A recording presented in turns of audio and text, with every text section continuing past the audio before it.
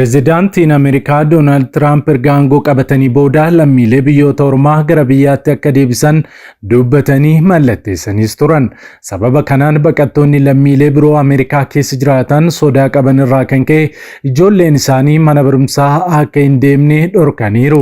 Namoonni lammii Ameerikaa hin taane kun sababa poolisiin qabee nu hidhaa yookaan gara biyyaatti nu deebisa jedhanii sodaataniif waldaa kiristaanaa fi gabaas ta'e bakka hojiis akka hin deemne akkasumas yaaddoo keessa akka jiranis dhaga'ameera.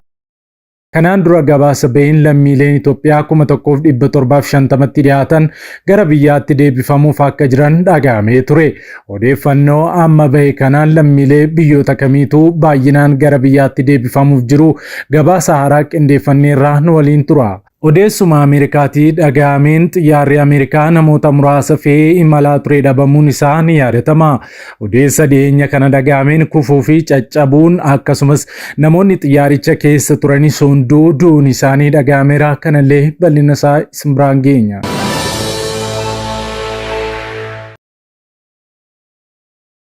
Nagaaf jaalalli ardii jirtan maratti sinaa qaqqabu daawwattoota keenya odeessa wayitawaa yeroo kanaaf siniif qindeeffannee qabannee dhiyaanneerra hamma xumura qophii keenyaatti nu wajjin tura. Yeroo jalqabaaf gara chaanaalii keenyaatti kan dabalamtan subscribe gochuun mallattoo beelii sana fuulduratti sinii dhufu ala tokko gadi tuquun ol kan jetturraa kaadha like share commentis godha.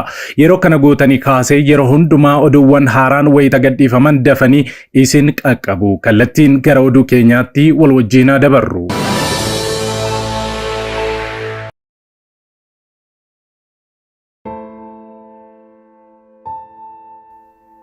Viidiyoon kun namoota baay'ee biraa akka qaqqabu laayik gochuudhaan jalqaba. Godaantonni biyyoota Afrikaa Ameerikaatti argaman hedduun sababii labsii Tiraampiin hidhamuu fi biyya ari'amuu sodaachuun kaan mana ba'uu yoo sodaatan gariin dhokataa akka jiran himameera. Sababii kanaatiin muraasni isaanii darbee yoo ta'e malee hojiiyyuu deemuu dhaabaniiru. Kaan isaanii mana keessa turuu, hojii dhaabuu, qophiilee uummataa irratti argamuurraa of daangessuu fi ijoolleen isaanii qondaaltota seera immigireeshinii fi gumruukaa kabachiisaniin akka hin hidhamne sodaachuun mana barumsaatii baasaa akka jiran BBC'tti himaniiru. Isaan keessaa tokko kan ta'e Kaaduliin lammii Koongoo yoo ta'u waggaa 11 dura ture kan gara Ameerikaa seene. Kaaduliin kan dhalatee baha Riippaabilika Dimokiraatawaa Koongoo Bukaavuu keessatti yoo ta'u iddoon kunis bakka goomaan alatti kan argamu dhiyeenya kana finciltoota M23 kan qabamedha. Innis haakimii waliigalaati. Pireezidaantiin biyyattii duraanii Joosef Kaabilaa qeequudhaan mootummaa jalaa baqatee gara Ameerikaatti godaanee ture. Kaaduliin erga Tiraamp gara aangootti deebi'anii kaasee gabaa ba'uufilleen sodaataa jira. Qabamee gara Koongootti akka hin deebifamneefis yaaddaa jira. Sakatta'insi tibbanaa sodaanatti naqeera kan jedhu namni kun baqataan hunduu yakkamaa isaanitti fakkaatas jedha. Hunda caalaa yaaddoo keessa kan isa galche ammoo biyyi isaa Koongoon hanga ammaatti waraana keessaa ta'uu isheeti. Yeroo ammaatti nama tokko gara Koongoo goomaatti deebisuun murtee du'aatis jedha namni dhalataa Koongoo ta'e kun. Akkuma Kaaduliin Abdul Naayijeeriyaa irraa gara Ameerikaatti kan godaanee sodaa keessa jira. Abdul waggaa 30 duraa abbaa isaa waliin gara Ameerikaa kan naqe yoo ta'u yeroos umuriin isaa waggaa 10 ture. Akka jedhutti ani daandiitti ba'uu dhaabuudhaan wanti hundi akka gara gaariitti deebi'uuf Rabbiin irratti amantaa qabaachuu qofan yaalaa jira jedhaa jiraataan Wiskoonsiin kun. Abdul akkaataa qondaalonni immigireeshinii magaalota biroo keessatti hojii isaanii itti geggeessan dhaga'eera. Hiree wal fakkaatu akka hin mudanneef sodaan qabas jedha. Haalli isaan ittiin namoota gochaa jiran hamaadha. Akka waan nutis nama hin taanetti nama qabu hundi keenya nama dhiigni hunda keenyaas wal fakkaataadha jira. Godaantonni gabaasa kanaaf gaaffiif deebii BBC waliin taasifaman hundinuu akka irraa hin xiyyeeffatamne sodaachuudhaan maqaa isaanii isa jalqabaa qofaan akka adda baafaman gaafataniiru. Bulchiinsi Tiraamp erga baatii amajjii gara Waayit Haawusitti deebi'ee dhiibbaan jumlaan biyya ari'u godaantota waraqaa eenyummaa hin qabne magaalota gurguddoo keessatti cimseera. Manneen barnootaa, waldootaa fi hospitaalota dabalatee qondaaltonni immigireeshinii hidhaa dabalataa akka raawwatan humna kennuuf qabeenya waraanaa qajeelchuudhaan gareewwan mirga siviilii fi godaantotaan qeeqameera. Namoonni yakkamtootas ta'ee kanneen seenaa yakkaa hin qabne kumaatamaan lakkaa'aman to'annoo jala oolaniiru. Bulchiinsi Joo Baayiden ammoo guyyaatti jiddu galeessaan baqattoota 311 to'annaa jala oolchuun gara irraa dhufanitti deebisaa ture. Isaan keessaa baay'een isaanii yakkamtoota turan. Kun hundi bulchiinsa Tiraampiin dachaan dabaleera. Seerri dhiyeenyaa mana mareetiin raggaasifamuun namoota seenaa yakkaa qaban qabuudhaan seera biyyattii akka deebisan jedhu poolisiif aangoo olaanaa kenne. Aangoon kenneef tokko buqqaatonni battaluma qabamanitti osoo hin oolinii fi hin bulin biyyaa akka ari'aman taasisuun danda'amuu isaati. Kun kanaan dura tibba waraanaati yoo ta'e malee akkas gochuun hin danda'amu ture. Piyaas Alii gorsaa imaammata Poortilaandidha. Akka ilaalcha isaaniitti seerichi gocha hin barbaadamneef oolaa jira. Fakkeenyaaf manneen barnootaa, bataskaanotaa fi hospitaalota keessa seenanii baqattoota adamsuun barbaachisaa miti. Baqataa hundaa akka yakkamaatti lakkaa'uun seerri waan hin barbaachifneef oolfamuu isaatiif ragaa dhiyeessu.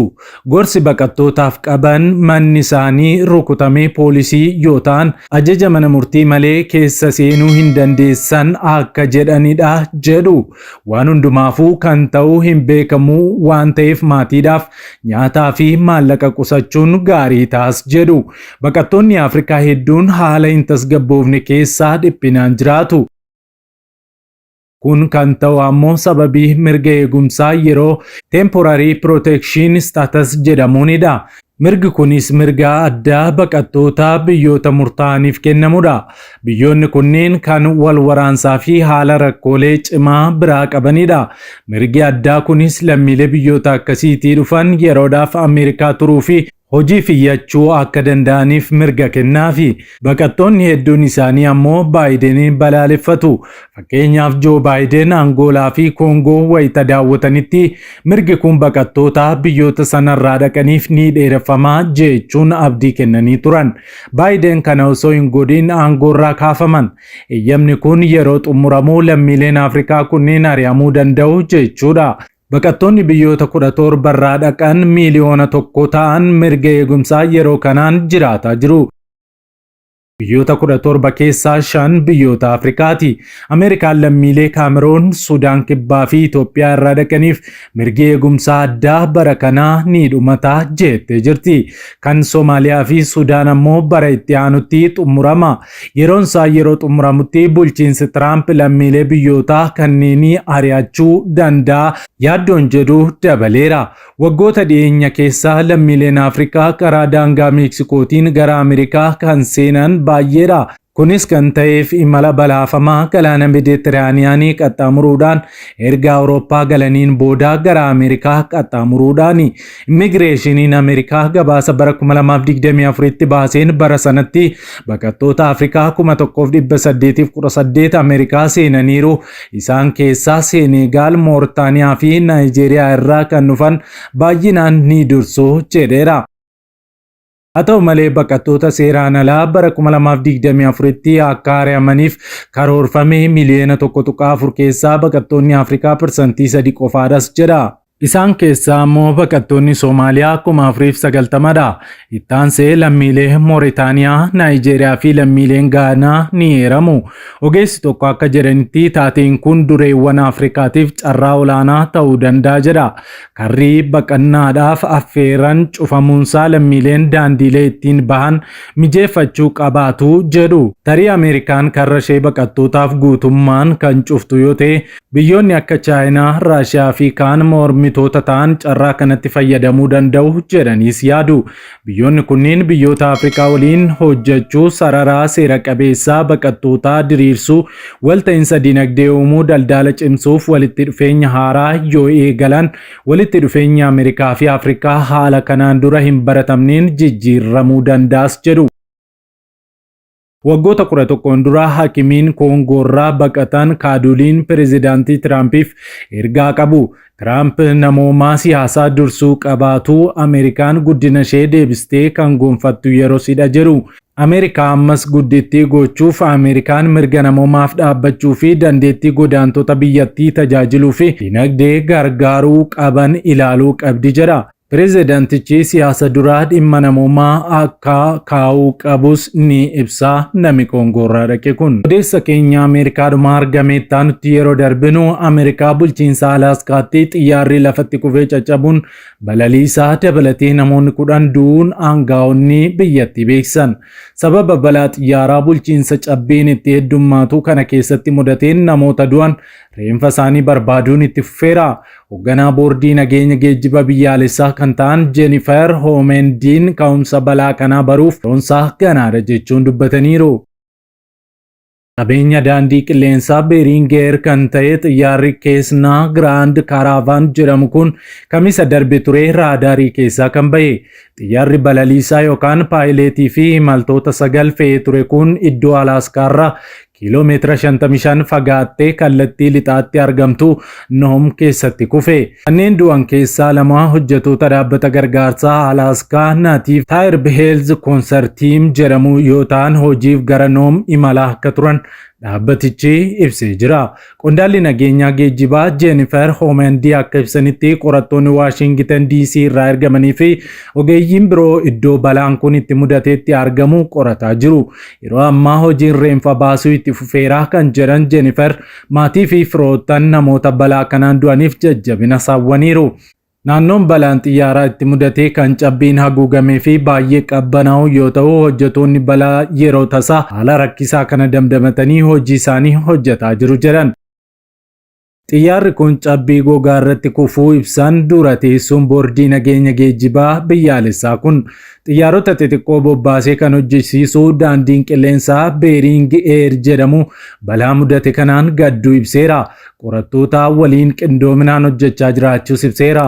Aangaa'onni Alaaskaa xiyyaarri tokko daangaa isaanii keessa erga seenee booda raadaariin ala ta'uu kamisa darbee akka lakkoofsaa bakka sanaatti waaree booda sa'aatii 10 irratti itti himamuu dubbataniiru.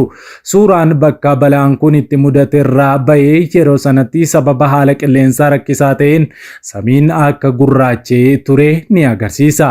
Ameerikaatti dhiyooma kana Waashingtan DC keessatti balaan xiyyaara biraa lubbuu namoota 67 galaafatee uumamee turuun ni yaadatama. Xiyyaarri namoota 67 feetee Waashingtan DC'tti kufte kun qabeenyummaan ishee kan daandii qilleensaa Ameerikaan Eirlaayinii kan taate yoo ta'u qilleensa irratti heelikooptera waraanaan walitti bu'uun ture balaan kun kan uumame.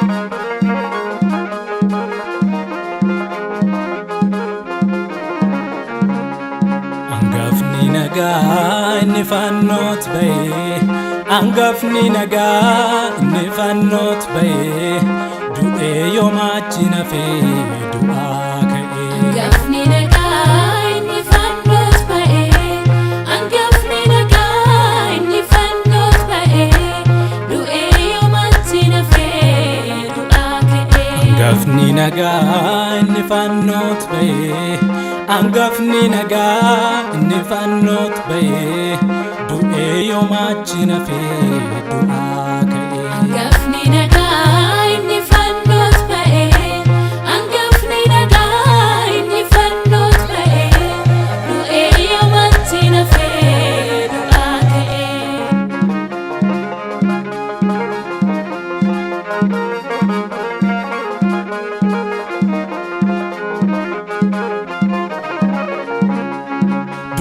Keenya du'e ofii fudhate gatii cubbuu keenya hundumaa fiite qomoo ormaa turre ni nu filate lammiilee waaqarra nu dabalate. Olaaraaraati Yesuus olaaraara isa fannoo baate hundii beekara. Olaaraaraati Yesuus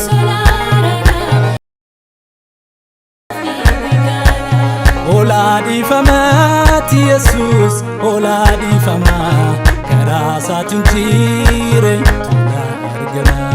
Olaadhiifamaati Yesuus olaadhiifamaa karaa isaatiin jireenyatu na argama.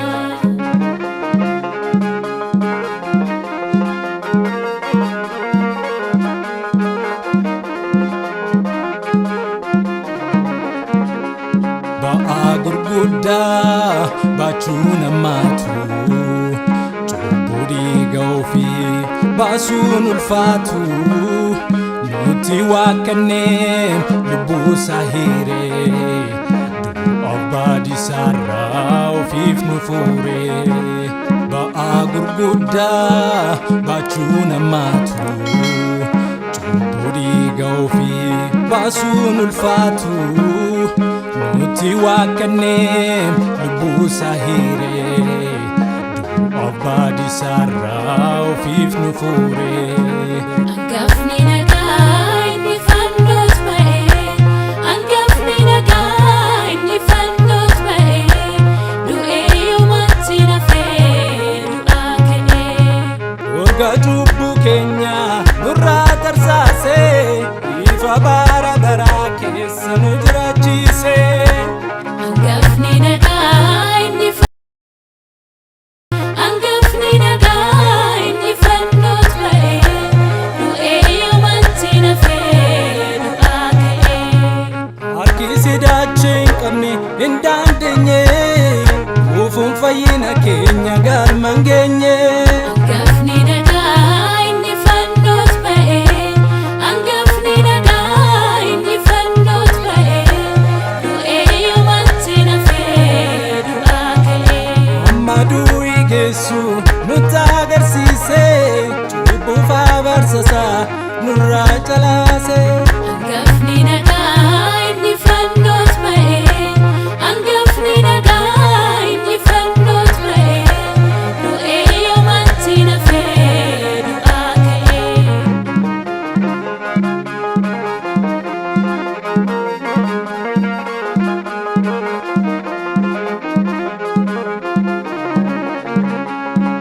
Inni fedhu dukkanni keenya bitaamnee garboomuun keenya cubbuu fi adaba isaarraa Yesuusin qabanne toorraa.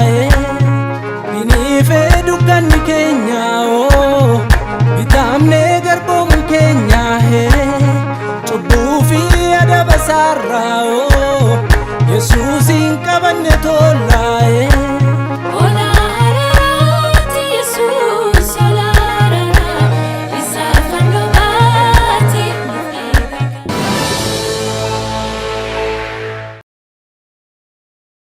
Egaan daawwattoota keenya qophiin yeroo kanaaf qabannee dhiyaannee kanneen hanga ammaatti daawwattanidha. Qophii keenya walakkaatti kan nutti dabalamtan chaanaalii keenya subscribe, like gochuu hin dagatina. Sa'aatotaan booda hanga walitti deebinutti nagaan tura.